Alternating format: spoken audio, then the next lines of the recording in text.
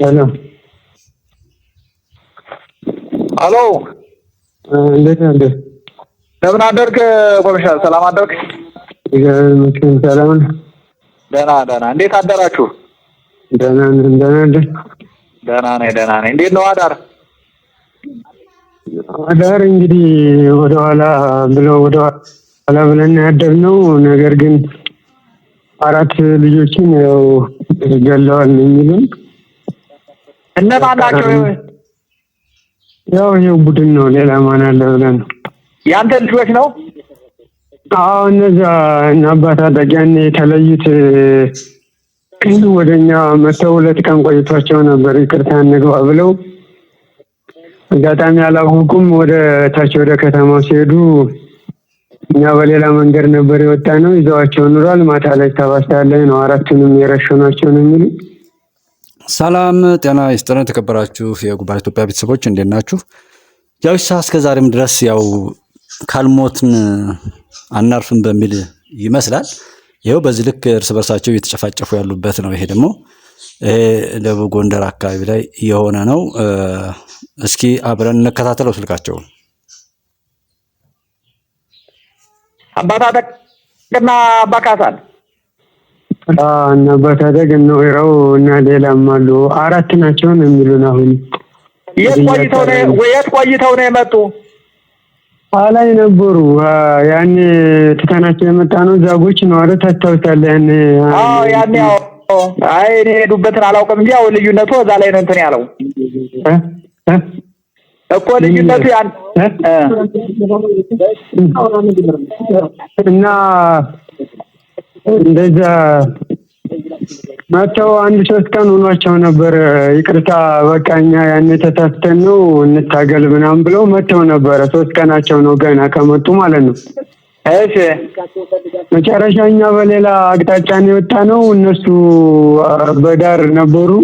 አጦሩም ጋር ገና ቦታ ልንሰጣቸው እያለ ችግር መጣ። ከአጋጣሚ ምሳሌ በሉ ወደ ከተማ ይገባል እና ምኑ ገብተው እያለ ነው የያዟቸው።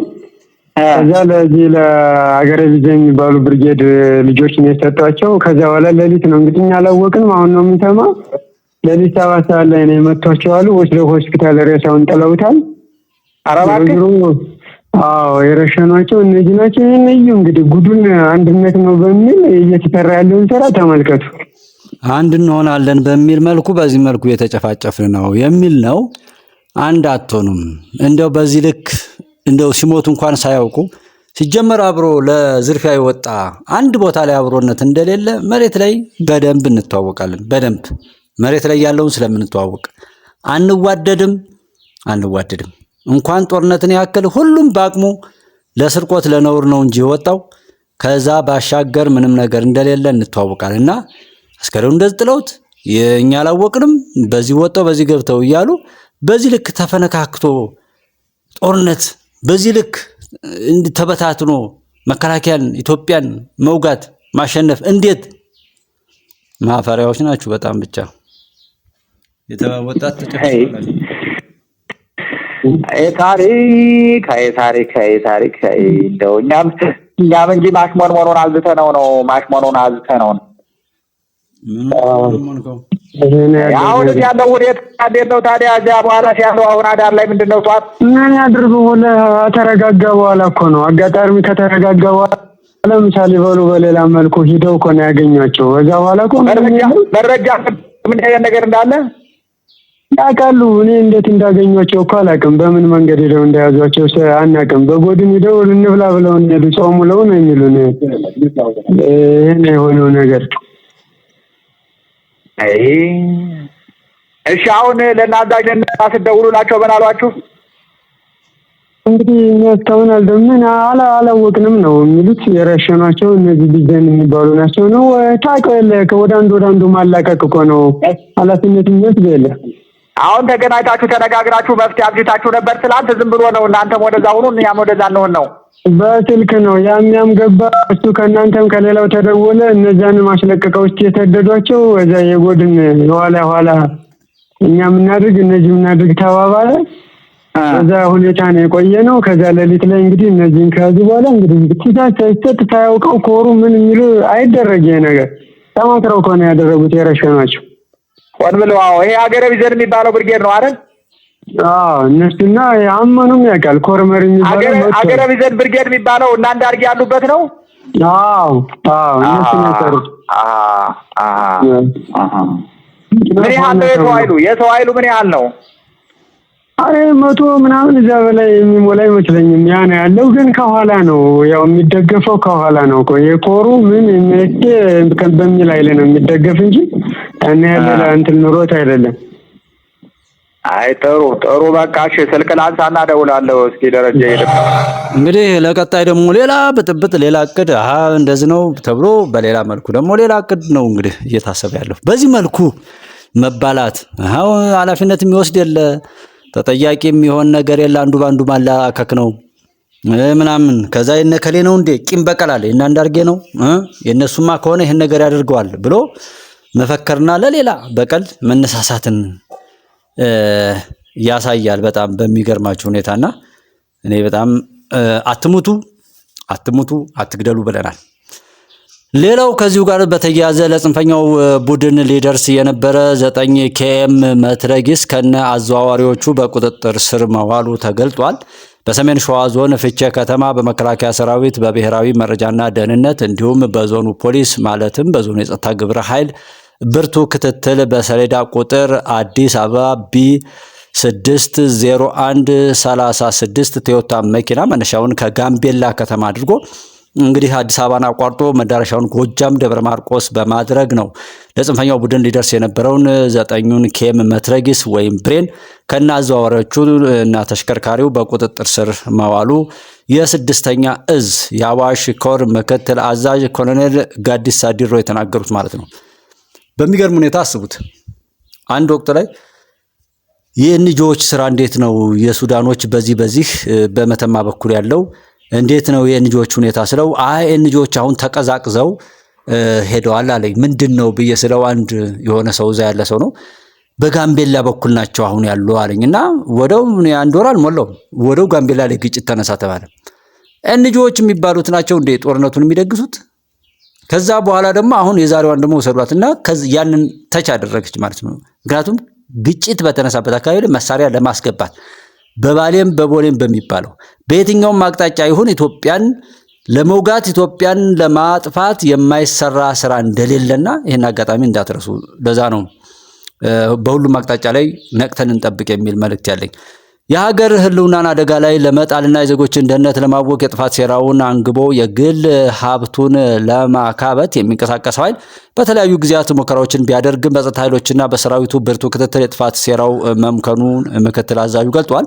በህገወጥ የጦር መሳሪያ ዝውውር ተሰማርተው ሲሰሩ የነበሩ ጸረ ህዝብና ጸረ መንግስት ጸረ ኢትዮጵያ አመለካከት ያላቸው 4 ቀንደኛ አዘዋዋሪዎችም በህግ ቁጥጥር ስር መዋላቸውን የገለጡት ኮሎኔል ጋዲሳ ኑሯቸውን ደብረ ማርቆስ በማድረግ ለጽንፈኛው ቡድንና ለወያኔ ተላላኪ መረብ በመሆን ሲሰሩ መቆየታቸውንም አብራርቷል።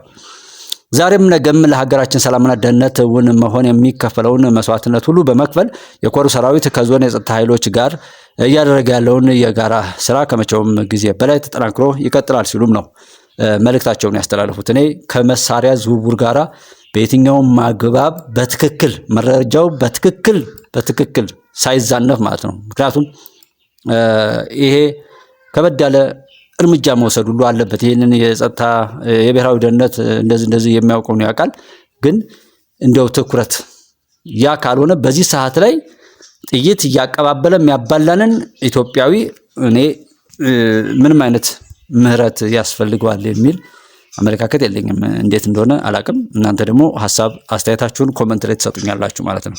እስኪ ደግሞ እቺኛዋ ስልክ የሌላ ትመስለኛለች ከዛኛው ውጪ። እስኪ እንስማት አብረን።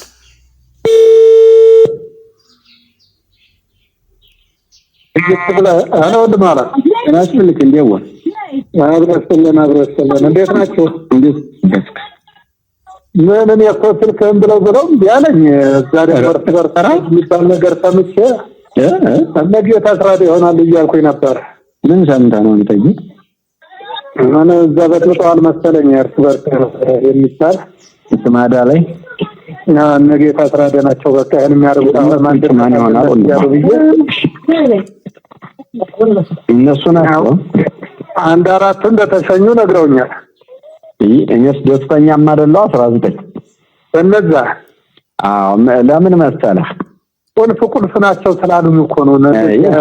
ቁልፍ መሆናቸው ምናምን አይደለም። ለኔ ትልቁ ነጥብ ምን መሰለህ አሁን አንደኛ ሲደረግም እንደው እንጃ እንደው ገና ነን 19 እንደው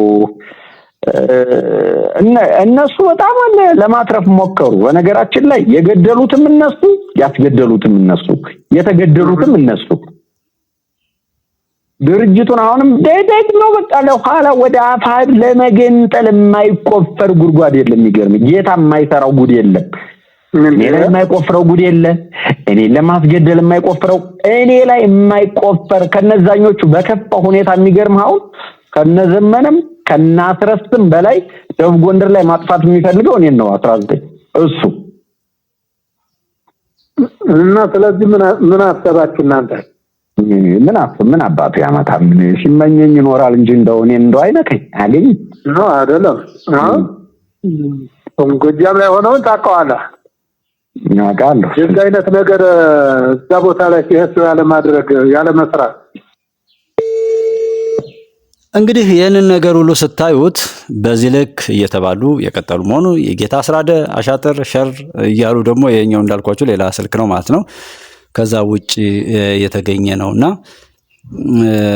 አይበቃም ወይ? ዛሬስ ቢሆን አይበቃም ወይ እንላለን። ለማንኛውም አትሞቱ፣ አትግደሉ። መገዳደል ምን ማለት የጥላት መጫወቻ መሆን ማፈሪያነት ነው እንጂ የሚጠቅም ነገር ስለማያመጣ እባካችሁ አትሞቱ፣ አትግደሉ እንላለን። የኢትዮጵያ እውነት ይቀጥላል። ማንም ኢትዮጵያን መንካት ማሸነፍ አይችልም። ብታምኑም ባታምኑ። መልካም ጊዜ